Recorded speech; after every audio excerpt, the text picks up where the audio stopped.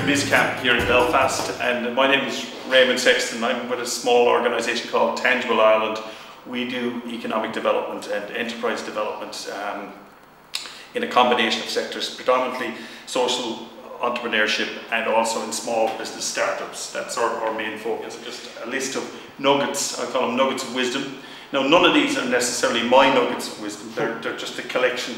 And the reason I wrote case here is a friend of mine, Kingsley Aikens, says case is copy and steal everything, right? So basically what we're going to do is I'm just going to work through a couple of little ideas and things for people that are in business, if they can remember these phrases. And you need to remember these phrases on a Monday morning when you're asking yourself, why did I start a business? Or on a Thursday night when you're listening to Total Nutter waffle at some client do at 1:45 and you want to go home and you're asking yourself, why am I doing this? That's when you need these little stories and nuggets in your head to keep you going. So they're of probably little or no use in normal circumstances. But one of my favourite ones is, life is what happens when you're planning something else.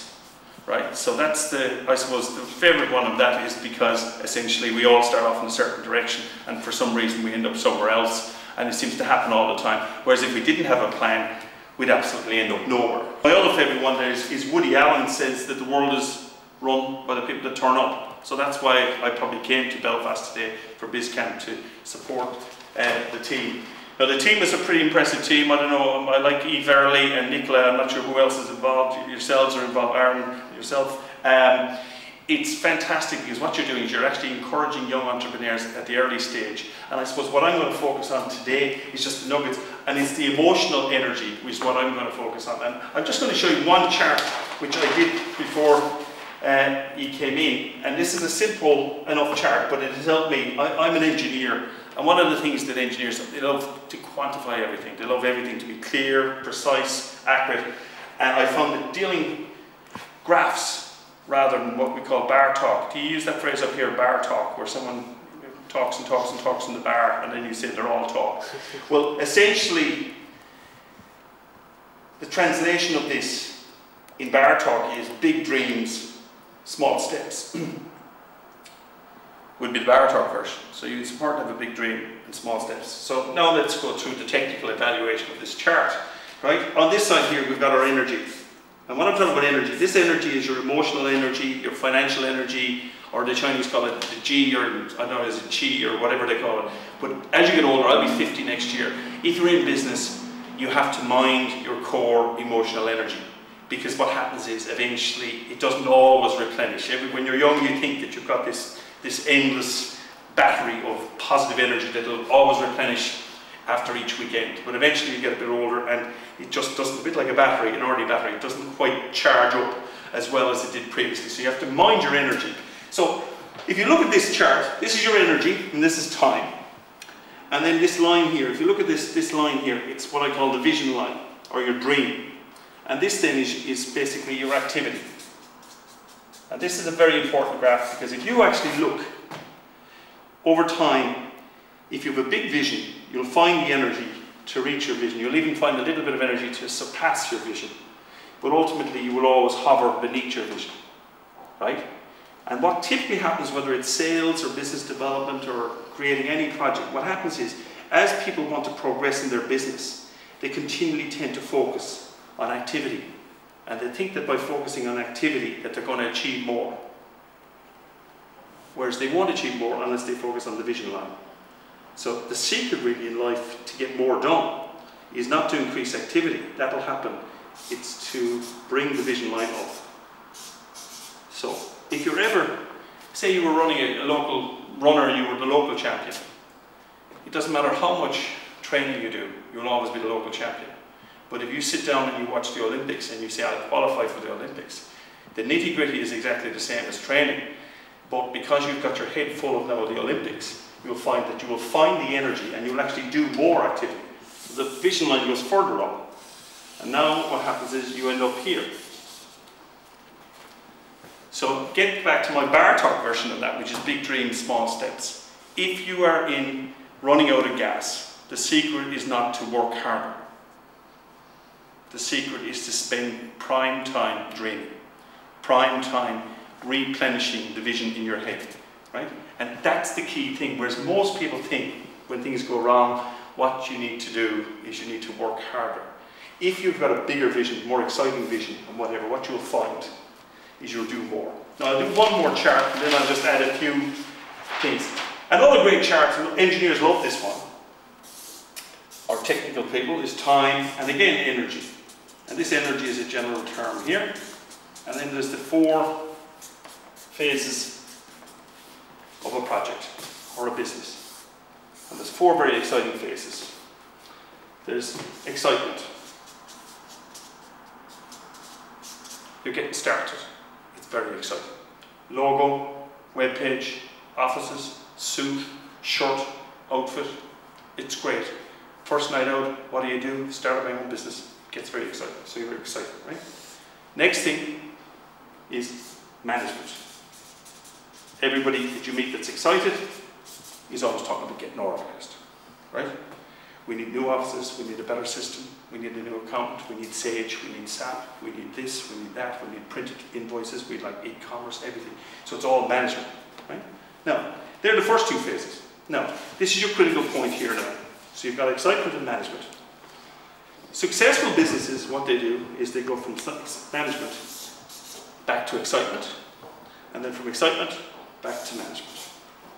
Your typical business goes through 2 other phases, which will be very familiar when I write them down. So you have excitement, management, and then the next one over here is called excuses. The last one over here is blame. So basically your job, if you're trying to run a business, is to keep away from these 2 phases here.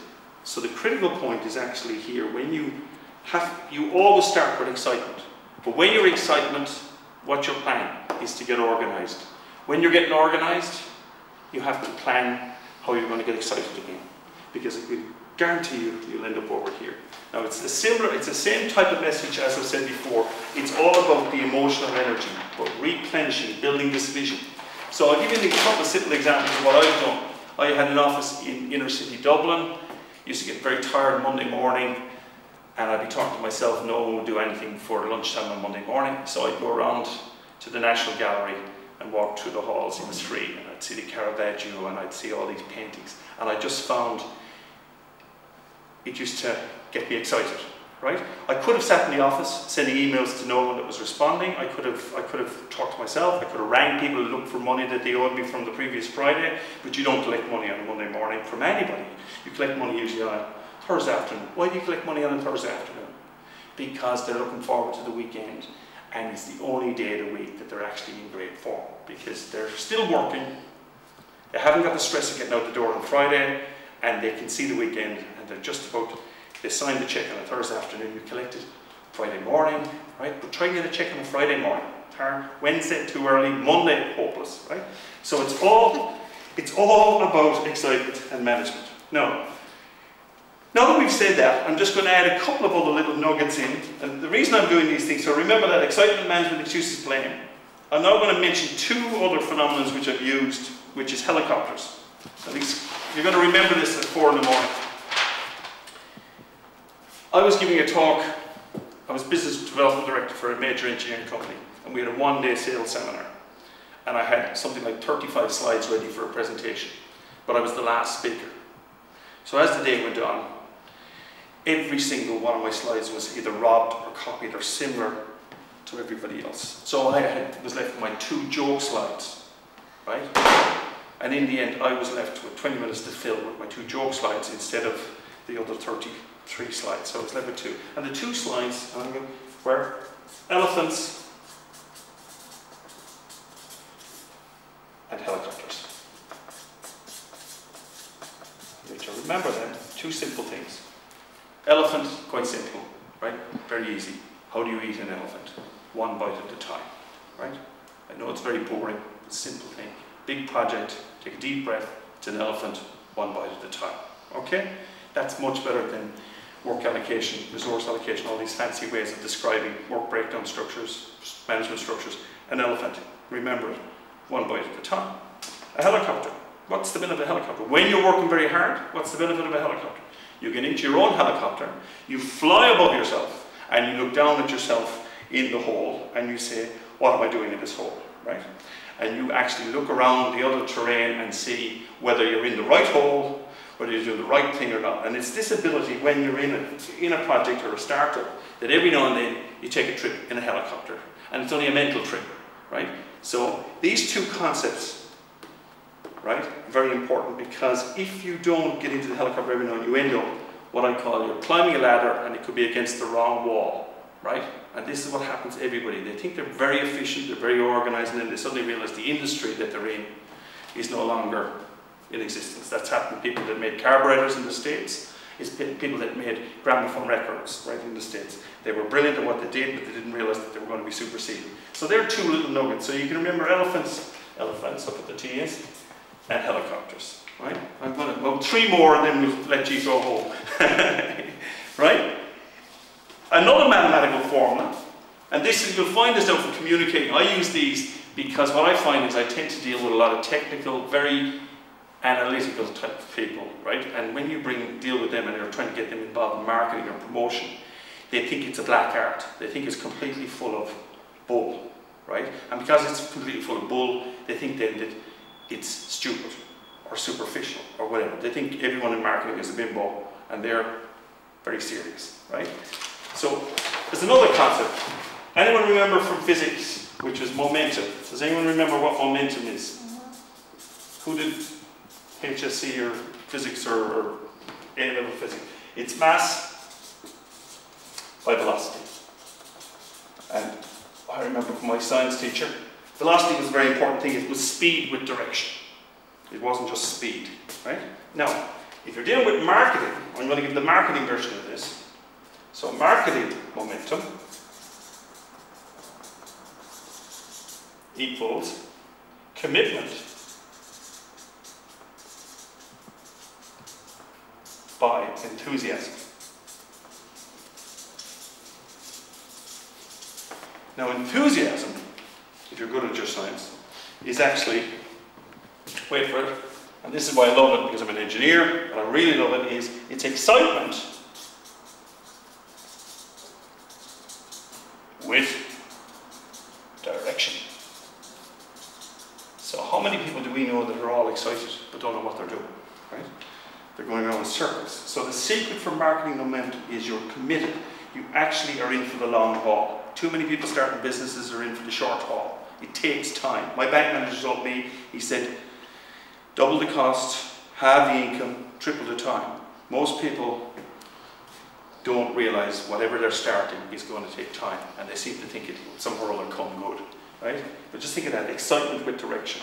So that's what really motivates people, and commitment. If people see you're committed, they listen to you. If they think that you're not committed, they don't listen to you. And there's this fantastic book, it's called Life's a Pitch, right? It's Life's a Pitch, right? Life's a pitch because there's two things you sell, the person and the idea. So when they look at you, they see they're looking for the commitment.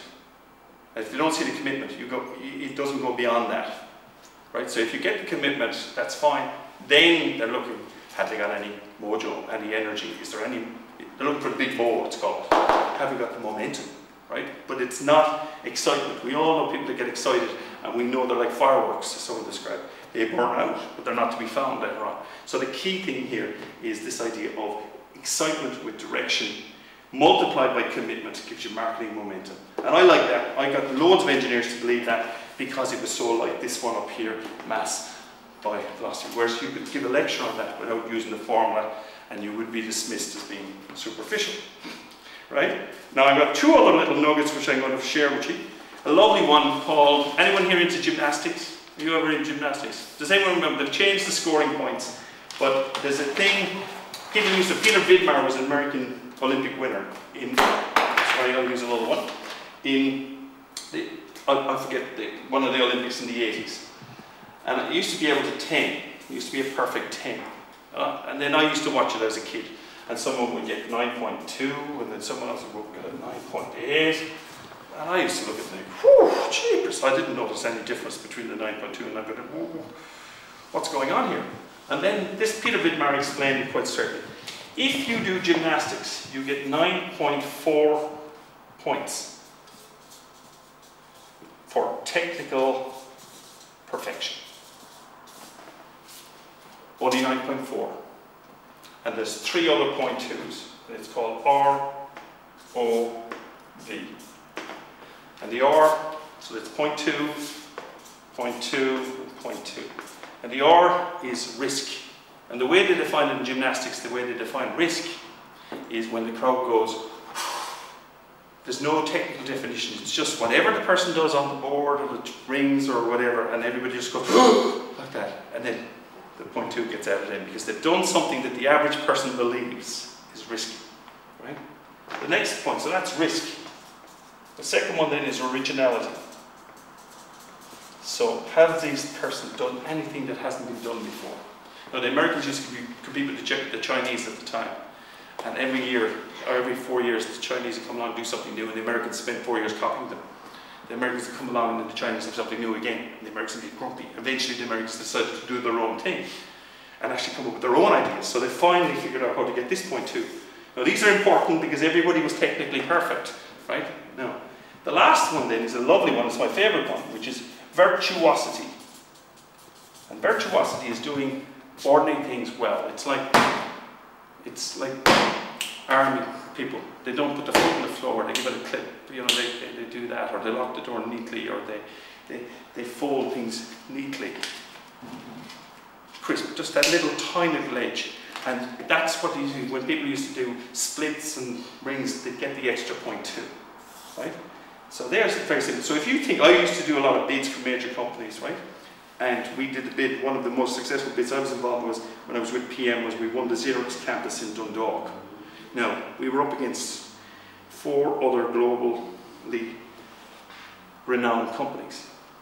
Everybody had a quality manager. Everybody had a quality system. Everybody had a top engineer. Everybody had everything, right? Right? So, we were left here with these 3 little things. It's a similar idea.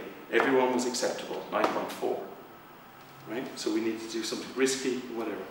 We printed every single copy of our proposal in colour, a Xerox copier. We had an aerial photograph of the site we believed. We took the risk. We believed where the project was going. We didn't know. We believed it was going there. Right? We were original. I didn't do introduction, background, conclusions. I came up with our commitment, our approach, our credentials. Right? I completely restructured the whole document.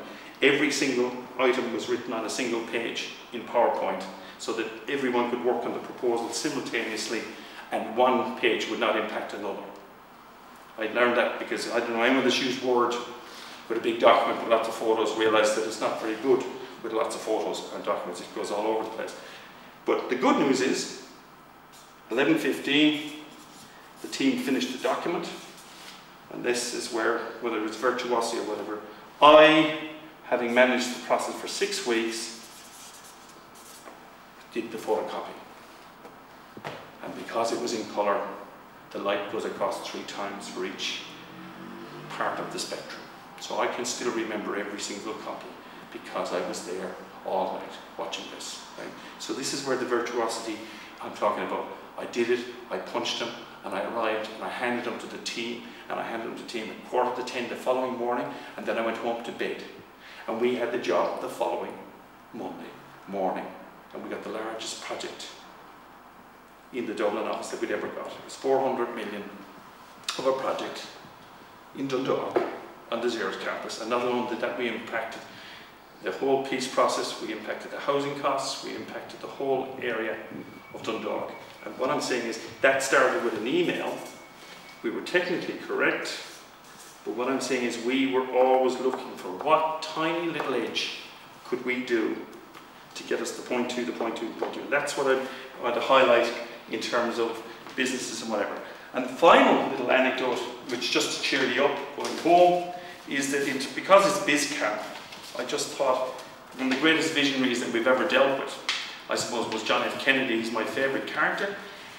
And John F. Kennedy's last speech before he was assassinated was he went to Florida to talk about the space program. And his speech was all about the space program, but what he did is he quoted Frank O'Connor. Frank O'Connor was an Irish author who wrote a story about when he was a kid they used to go out to the countryside as teenagers, and they used to go out, and every now and then they'd see a high stone wall. And on the other side of the stone wall would be these apples on the apple trees. And they would have a big debate whether they would climb the wall or go over the wall, or could they get over the wall to get the apples. But in those days, every kid wore a cap. So what they did is they finally agreed that they'd throw their caps up over the wall, because they knew they couldn't go home without their caps. Because their parents said, "Where's your cap?" And there was no money for extra caps. So they threw their caps over the wall, and then they knew that they had to climb over the wall to get the apples and go home. And John F. Kennedy's last speech, before he was assassinated, used that story, and he said that America has set its cap, it's thrown its cap over the wall, it set its eyes on space and on the moon. And America achieved that. And it was the story, which is you throw your idea out there, your vision out there, and then you follow up with the rigor. So that was basically the concept, which is throw your cap at whatever business you're doing, or whatever idea you have, and then eventually, because you've thrown your cap over the wall, you have to deliver, right? So that's just half a dozen little nuggets I wanted to give you today at Bizcamp.